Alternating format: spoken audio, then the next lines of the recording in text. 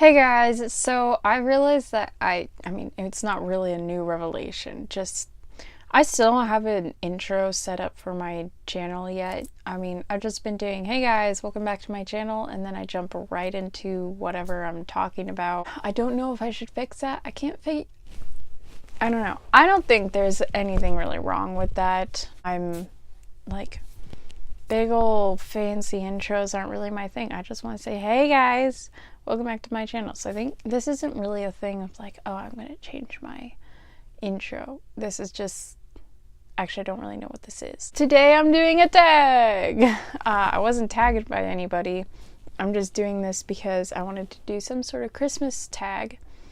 And I found the Christmas song book tag made by Haley in Bookland. So this tag has 14 questions. Each one is a Christmas song and then some way that it fits in, like some question inspired by that Christmas song that has to do with books and characters. And I'm going to be answering those questions. Without further ado, here we go. Question number 1 is, you're a mean one, Mr. Grinch. Name a villainous character that you can't help love. My answer for this is Elphaba from Wicked or the Wicked Witch of the West from The Wizard of Oz. I guess that's more of what my answer is, the Wicked Witch of the West from The Wizard of Oz. And the reason that I love her so much is because she is Elphaba in Wicked, and it gives her a whole backstory, and it gives her reasons to why she's doing the things that she's doing in Wizard of Oz. In this book, Elphaba comes to the school Shiz as a skeptic, activist woman who has a thirst for knowledge and change, and then and she just changes over the years. It takes place over many years and goes through her friendship and her love life, and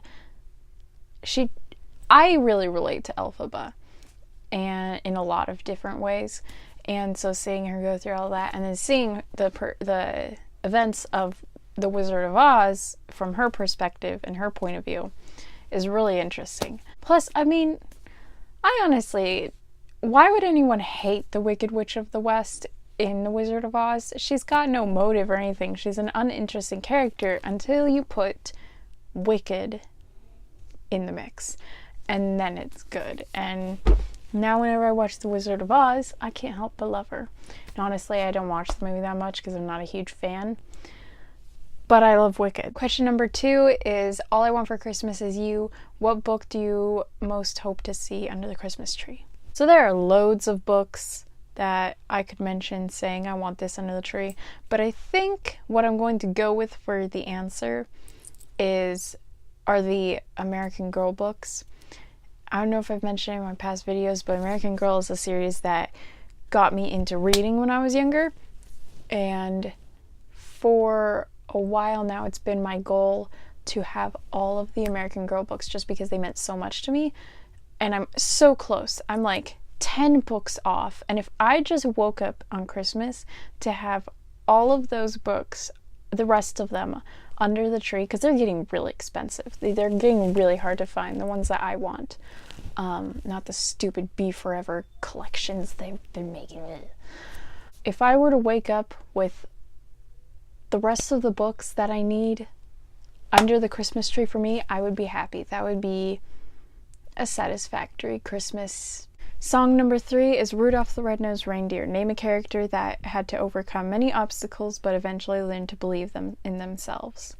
I did not expect for this to be my answer when I was looking through my books here, but I have chosen Quiet Girl in a Noisy World, an Introvert Story, the character of Debbie Tongue. Because it really is just the author and her life. And just her obstacles of being an introvert. If you are an introvert, you understand the obstacles that an introvert can sometimes go through to accept themselves the way that they are, even though society doesn't. I don't know, for some reason people think you need to be loud and boisterous and fun and if you're not like that, then you're sad. You're either pathetic or you're depressed or you're shy and insecure. And it annoys me. It annoys me so much. Anyways, That's the obstacles and stuff that Debbie Tung faces in this graphic novel, which you guys should go check out. But by the end of it, she's learned to accept herself the way that she is, and to whether society says that she should or not.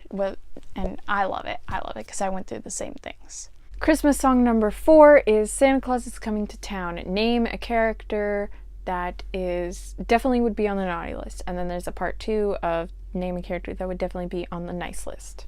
So the answer I'm going with for the character who would be on the naughty list is Edmund from The Lion, the Witch, and the Wardrobe. If you've read this book or seen this movie, you know what I'm talking about. From the beginning of the novel, he's just a jerk.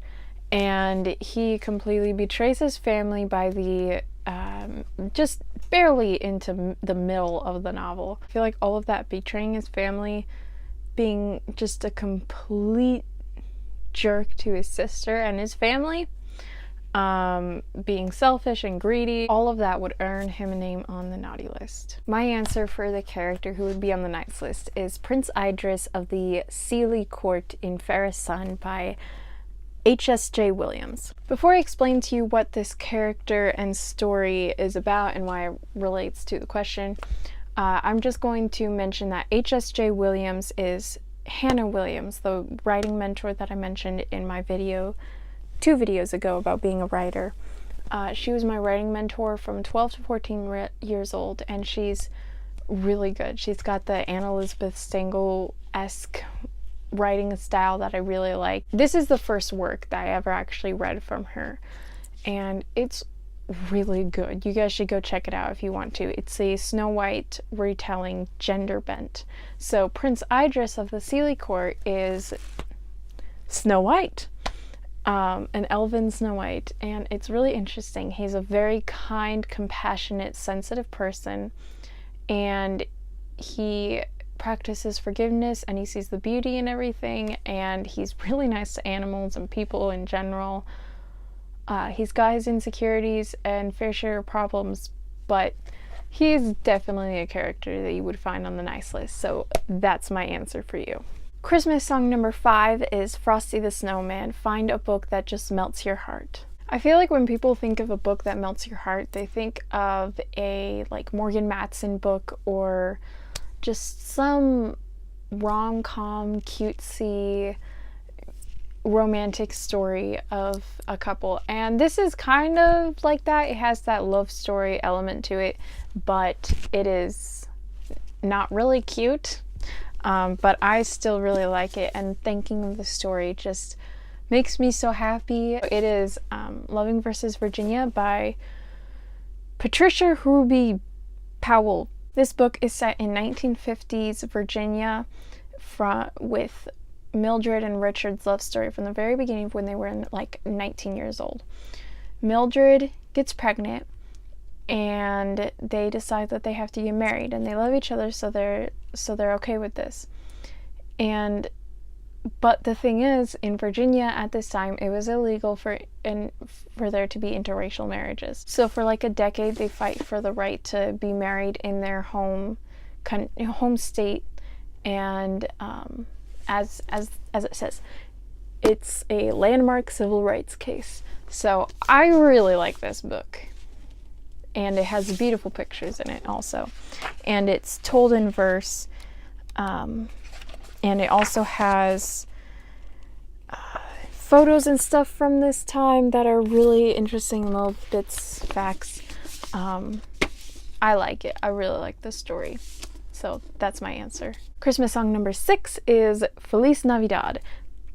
Choose a book that doesn't take place in your own home country. For this, I'm choosing Murder on the Orient Express by Agatha Christie. Agatha Christie is a British author from the 1900s, so she's already out of my country, but this book takes place on a train just going through Europe, and it just stops. I don't remember where it stops, but it doesn't even stop in England. It stops Belgium or something. This book definitely does not take place in America. Whether I remember where it takes place or not, it's somewhere over in Europe. And I really like it. A movie was just made out of it. Well, not just. It came out a year ago. and actually wasn't that good. Don't go watch the movie, read the book. Christmas song number 7 is It's the Most Wonderful Time of the Year. Which holiday-themed book do you use to spread the Christmas joy? I know I already answered this book, but I'm just going to say it again because it really does feel like Christmas to me. The Lion, the Witch, and the Wardrobe. It's wintry, and it's an allegory for Jesus' death on the cross. And, I mean, Jesus' birth at Christmas time, you know. Plus, I really like it. Christmas song number 8 is Sleigh Ride. Choose a character that you would spend the holidays with. And this doesn't have to be a love interest. So it took me a few minutes to decide, but I have chosen Ianrin from the Tales of Golden Wood series, and hopefully he would also bring Emeraldera. I would love having them at my house for the entire holidays. Oh my gosh, that makes me so happy just to think about. I'm gonna make a whole video about Tales of Golden Wood someday. Christmas song number 9 is Baby It's Cold Outside. Which book that you didn't like would you sacrifice to fire to warm yourself up in the cold? So my answer to this is going to be a little bit different from just a book that I didn't really like, because there are plenty of books that I don't like on my shelf, but I still will never get rid of those books because I have a lot of thoughts and notes inside of them. So I chose a book that I didn't really care for. It was just an average book that I wasted my time reading, and that doesn't really have any notes in it. And so my answer is Crazy by Linda Vigen Phillips. This book I read a year ago for Booktubeathon, and I don't really remember what happened in it.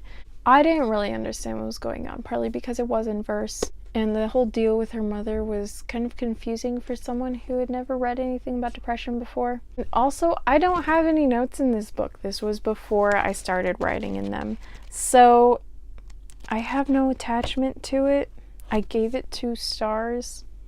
I would just chuck this one away and not really feel bad about it. Not feel bad about it at all. I'd probably forget about it, honestly. Christmas song number 10 is Do You Hear What I Hear, a book that you wish everyone would read. I would say Tales of Goldstone Wood, but because I already mentioned one, I won't. But I will mention Codename Verity. I really love this book. I read it a year ago, so I don't remember much. I can't give you a summary. But I loved this book. I wanted to talk about it with people, and I haven't had a chance to because none of my friends have. So I need people to read this, and I would love it if people did. Christmas song number 11 is Where Are You Christmas, a book that you want immediately but has not come out yet. So I don't actually go actively look for books that are coming out in the next year, or any books that are coming out soon at all, unless I already know about the book or I hear about it from someone and I'm like, oh my gosh, I really want that. I haven't heard of any books coming up that I really want, so I had to go actively look for this question to answer it. And the only 2 books I found that I was like, oh wow, that sounds interesting. I still feel like I can wait for them. I'm not hurrying for them right now, and I probably won't go buy them as soon as they come out. I might. The books were Heroine by Mindy McGinnis and then On the Come Up by Angie Thomas. I read The Hate You Give by Angie Thomas this year, and I'm really excited to see what else she comes out with. So once I saw On the Come Up and I read the summary, I was like, wow, that sounds really interesting. I haven't read any Mindy McGinnis books, but there is one book that I've wanted to read for quite a long time by her, The Female of the Species. I haven't gotten around to it yet, but I heard this book, Heroine, sounds pretty interesting. I think I'm gonna have to read The Female of the Species before I read that to find out if I really want that. Those are my 2 answers, Heroine by Mindy McGinnis and On the Come Up by Angie Thomas. Christmas song number 12 is Last Christmas, a book you started loving, but by the end you didn't like it. I made all my books fall down for this answer. My answer is The Theater of War by Brian Dowries, something like that. I really liked the first third of this book. It was really good, and I really understood everything he was saying, and I was getting like an urge to read more ancient Greek tragedies. The last 2/3 of the book, though, were very confusing and muddled. I feel like it could have been done way better, but I still really enjoyed it. I gave it 4 out of 5 stars, so I probably should have given it closer to 3.5, 3.4, but it's okay. I still really enjoyed it. It's just the book got muddled through at the end, and it was a nonfiction book, so I feel like that's really important to make your information clear and your point clear. It wasn't, but I did really enjoy the beginning. Christmas song number 13 is Blue Christmas, a book that made you cry. All these books made me cry. No, I'm kidding. I'm not showing you them all today because I'm going to do a separate video. My answer for today will just be the Harry Potter series. We all know there are countless deaths in the Harry Potter series. I cried for many of them. I'm just gonna leave it at that. I'm gonna make another video about books that made me cry soon, so watch out for that. Christmas song number 14 is A Marshmallow World, a fluffy book. My answer for this is going to be The Tutor's Daughter by Julie Clausen. Julie Clausen is a Regency romance author, and I don't read that very much because to me it is a bunch of fluff. You don't learn any historical stuff. It doesn't have any themes normally, just like a Jane Austen-esque story type of thing. So for me, it really is just fluff. I know people do enjoy it, but it's just me. I tend to not to. But Julie Clausen I do read occasionally because I actually do really like her stuff sometimes. Sometimes it can have substance, especially the first book I read by her called The Painter's Daughter. That book was really good. This was the second book I read by her, The Tutor's Daughter, which wasn't as good as The Painter's Daughter, but it was still pretty good. It's about this woman named Emma Smallwood going to live with a family that her father had previously tutored 2 of their sons. And then it's her love story with one of them. And a lot of fluff, but it was still really good. I enjoyed it. So yeah, that's my answer. That's it for today. I've made my bookshelves a mess. There's like more than a dozen books off these shelves. And I guess you guys also know my next 2 videos. Actually, I don't think they're my next 2, but they're 2 that are coming up. So,